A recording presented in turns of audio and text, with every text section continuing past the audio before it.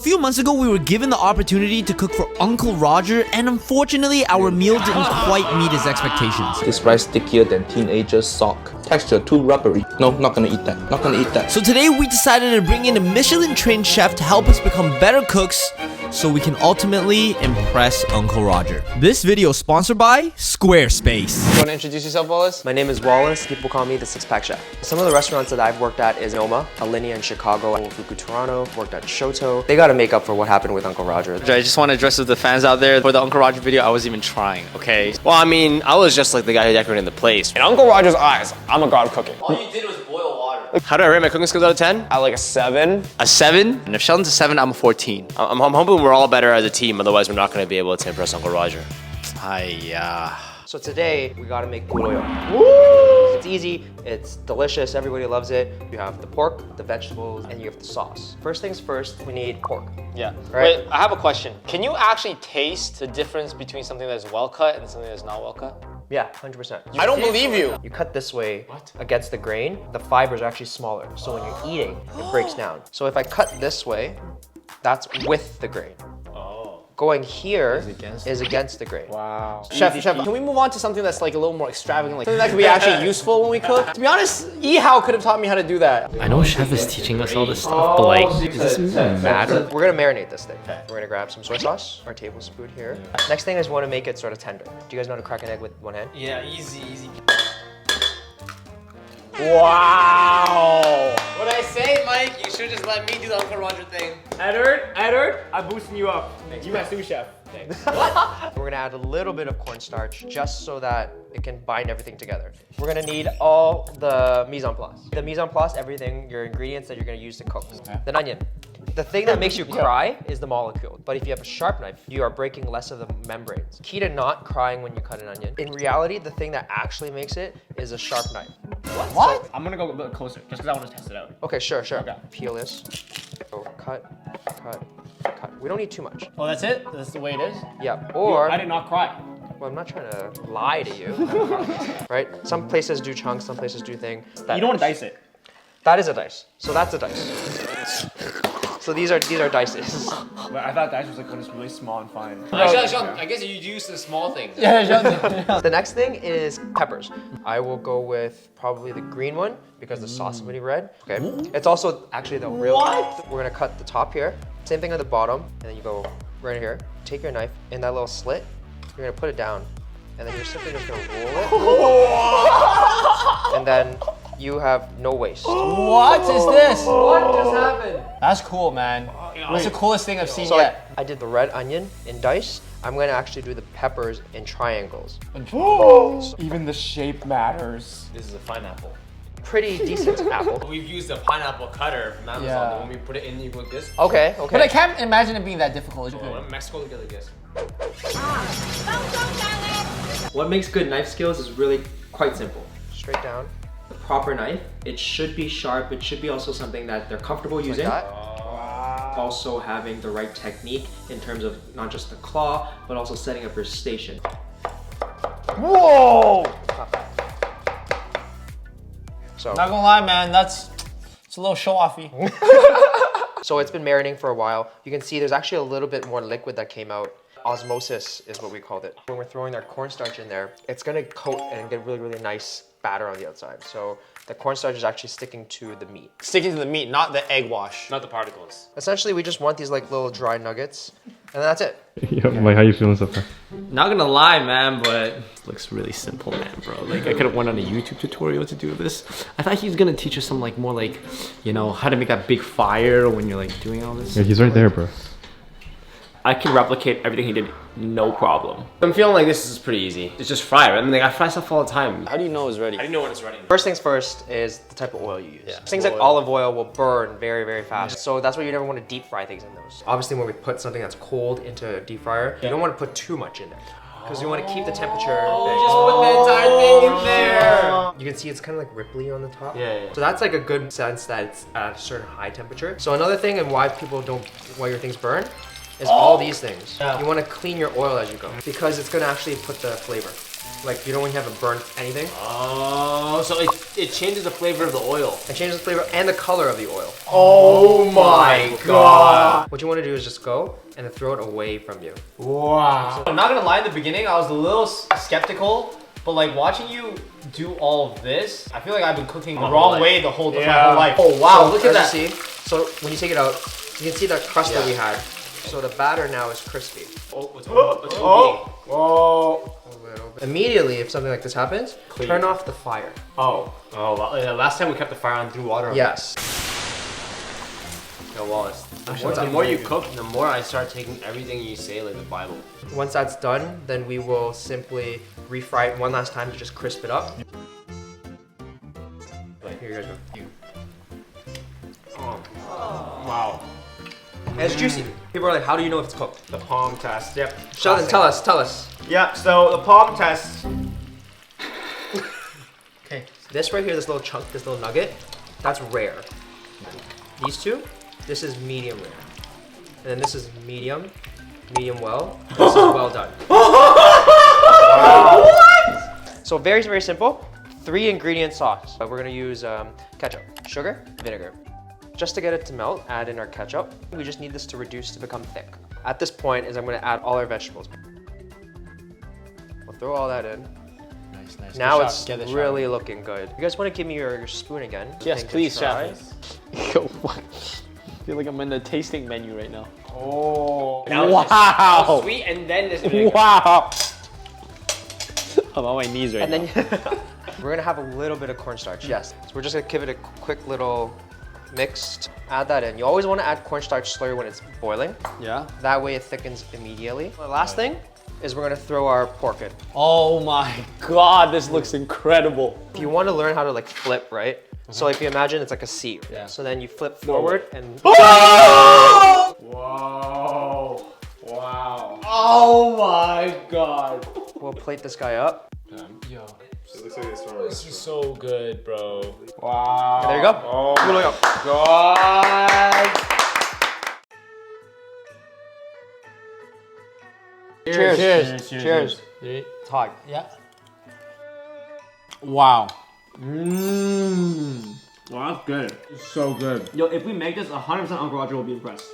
I'm stoked to see you guys try to make this. The best person who made the best dish, I think I'm gonna call them the head chef of Cantomando. So, That's gonna be me, bro. That's my time to shine. What would you rate their cooking skills out of 10? well, I would give them like 4.5. Out of 5, right? Out of 10. I'm 7, you guys are pulling me down. Yo, you pulling us down hard, Bro, hard, I'm 10 and bro. we got a bunch of 2s beside me, bro. Yo, step aside. bro. Do you see how tall my hat is? Of course I can be the head chef of Cantomando, man. I'm a tall hat in this group. Look, guys, there can only be one head chef of Cantomando. It's gonna be the guy who's the most talented and also the best looking. So It's my time then, sorry. So the Uncle Roger video, I didn't put my best foot forward. I feel a little disappointed in myself. For me personally, I'm not focused on winning as much. I'm focused on doing the best that I can do. Humble. Sheldon. Yeah, I think I could be the best chef. Welcome to the first season of Ye Hey Chef. I've got 3 contestants back here, and they're gonna try to make the best gulo to get the title of the Masterchef of Cantomando. Ready in 3, 2, 1, cook. Whoa, a lot of Frank. Give me the Bugatti cutting board. Did you guys forget the most important thing in cooking? Edward, I'm about to do it right now. I mean, cooking up a mean website.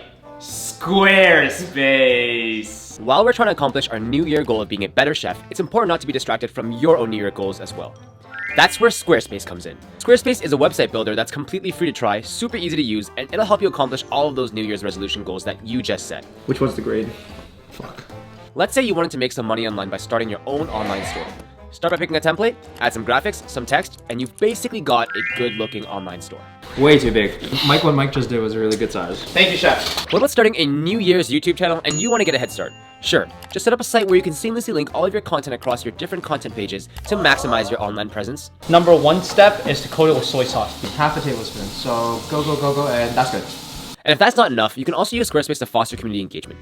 Just set up a blog page where you can communicate with and chat to your community of loyal supporters who will stay for your Squarespace ads. It should be tender, It should have enough flavor. It should be meaty, crispy on the outside, but still juicy on the inside so that you have that sauce to cling into it, but it's not overcooked. It's not a race. It's a walk. But the best part is that Squarespace is completely free.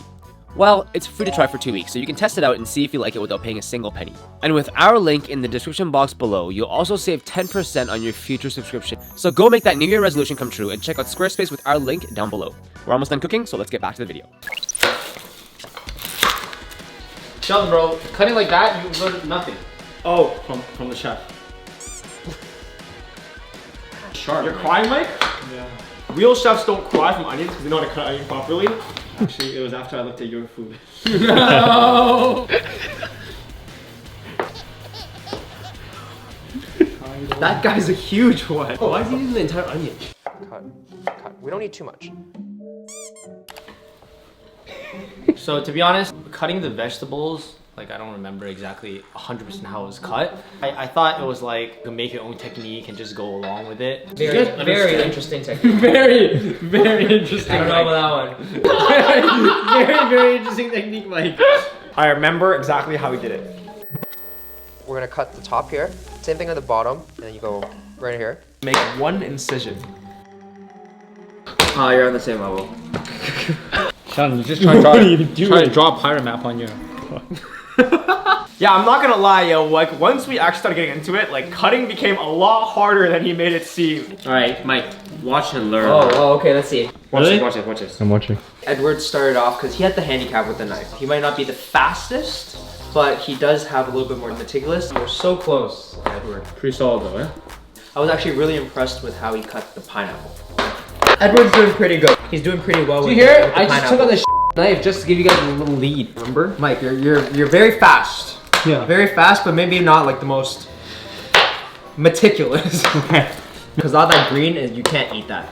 Come on, Mike. Are you making a pineapple or a grime apple? Here. It's a little messy for everybody. You sure? You should ask right over here. The trash and the trash. Sheldon's cutting skills. They gave me the biggest because they know that only the best can handle a big pineapple like this one. Okay, Sheldon. Don't go straight down. Curve, because there's a lot of meat on those guys. That's a lot of meat. The pineapple. He's holding the. I have no clue what happened there. He's playing Fruit Ninja right now.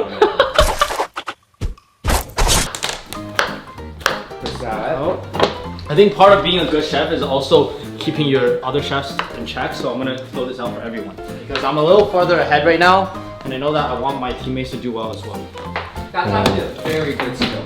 Now it's time to batter. Excuse me, can I have that, please? Yes. Thank you, Sushi. What are you doing? Are you making up stuff now all of a sudden, Mike? So Mike's coding, obviously he decided to do a different version, which is not a problem if the result is just as good. I just want to make sure there's a consistent code on all of this. Mike, you know what I noticed when I look at yours? Missed opportunity. That's You know how I feel when I look at your face. Which batter is best? This one, it's too thick on some of these. In terms of Edward's coding, I think that he went a little heavy-handed on the end of it, so there was quite a lot of pieces that had a lot of cornstarch. The one on Sheldon's looks a little too thin on some of them. You can sort of see the pork underneath, so it's going to be interesting to see when he fries it how it's going to look like with the batter. Mike's like in the middle. What?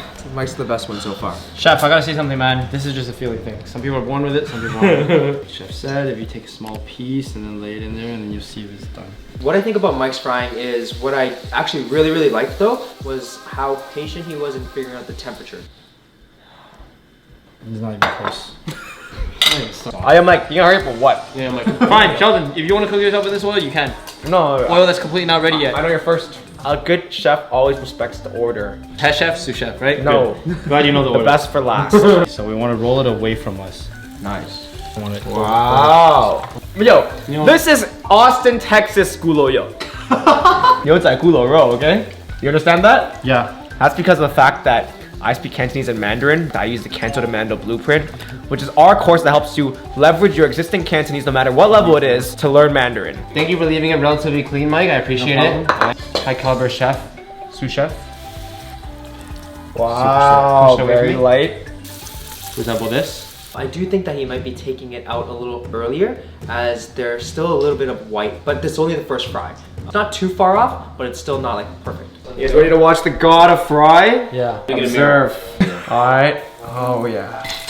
Wow, look at that one, guys. So obviously Sheldon was the last to fry, but even with that being said, he dropped them really, really elegantly into there, so there was no splashing or anything. Another thing is that I think their pieces are a little too big, so it's also harder to fry. Alright, it's ketchup time, baby. Sean, can you do me a favor real quick? What do you want? Can you help me get a bowl, please? So now you're asking me for favors, Yeah. huh? Fine. Thank you. What I'm gonna do? Perfect. I need a spoon. What?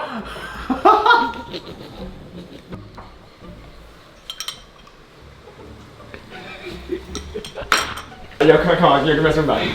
Let me be honest with you here, okay? So what I did is I took your spoon. Yes, I finessed you. I did something that is unethical. But what you did is you put cornstarch into my food. You actually put stuff into the final ingredient that I was cooking. I feel like that is out of pocket. Mike, that was very scumbag, bro. Guys, Mike does not deserve to win. All right. Put some veggies Get some of these veggies in. A little bit more. You just add water? No, cornstarch. Cornstarch. That was pretty liquidy cornstarch, eh? Really? Right, Chef? Yeah. You should take your pork out for now and reduce the sauce. It looks great, but you let me know when you think it's done. I don't really know.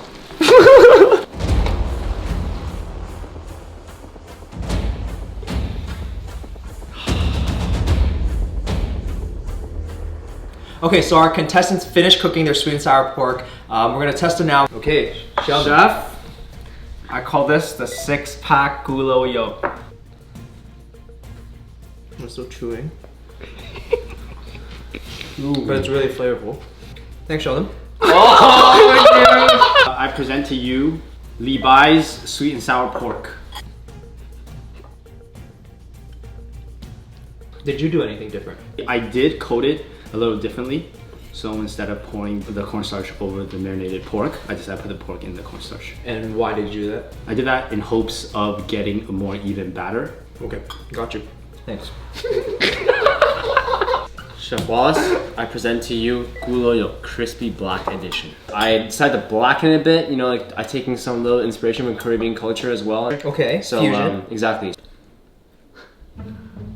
Chef, if you need a garbage can, there's one right behind me. We're good. Okay. So, 3 dishes. I saw what you guys did with Uncle Roger last time. Night and day compared to what you guys serve. This is actually edible. In 3rd place is going to be Edward. I think you had amazing knife skills. You were very meticulous on certain things. The problem was, I think there was too many different flavors in your dish. Well, I'm happy with the bronze medal. These 2 dishes are actually quite different. There is a lot of highs on each one and a lot of lows. In terms of the sauce flavor, one of them is a little more sweet, one of them is a little more balanced. I'm just gonna go straight to the winner. Crowning the chef of Cantomando will be Mike. Oh, yes! Congratulations, you are the chef of Cantomando. Wow. Alright guys, click here if you want to watch us attempt to impress Uncle Roger, and click here to watch a video that YouTube thinks you'll love.